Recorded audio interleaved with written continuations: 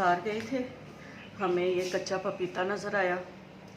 तो लाहौर में मिलना मुश्किल काम होता है, तो हमने फटाफट इसको परचेज़ कर लिया और घर ले आया। अब हमने इसको सेव करना है क्योंकि ये फुल कच्चा है।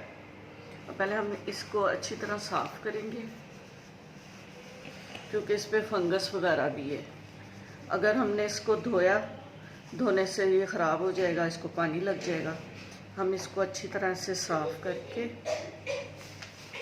और एक न्यूज़पेपर लेंगे।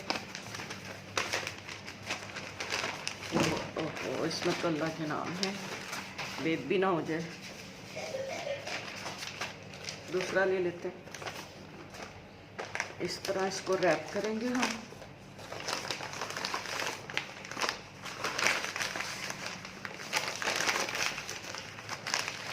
इस तरह हम इसको साइड पे रख लेंगे। फिर ये जोड़ीदार दो हैं, बहन भाई हैं, पता नहीं दोस्त हैं, अहबाब हैं।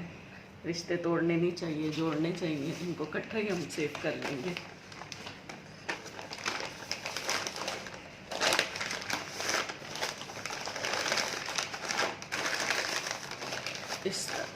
ये सारे हम साथ पैक करने के बाद थोड़ी देर बाद दोबारा मिलते हैं।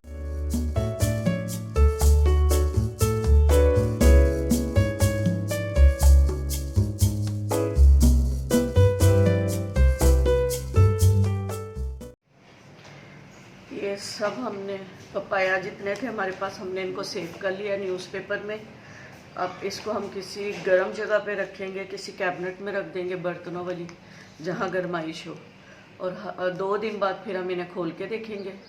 इसमें से जो भी तैयार हो जाएगा वो हम यूज़ कर लेंगे, बाकी फिर वापस रख देंगे। इसमें से ये एक फंगस वाला निकला है, तो हम इसको पील कर लेंगे और इसको हम छोटे पीस करके ग्राइंड करके इसकी पेस्ट बना के इसे किसी जार में हम फ्रिज के अंदर रख लेंगे।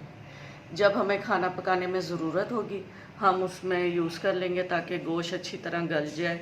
या और भी काफ़ी रेसिपीज़ होती हैं जिसमें इसकी ज़रूरत पड़ती है, वो हम साथ साथ आपको बताते रहेंगे। ओके, अल्लाह हाफिज़।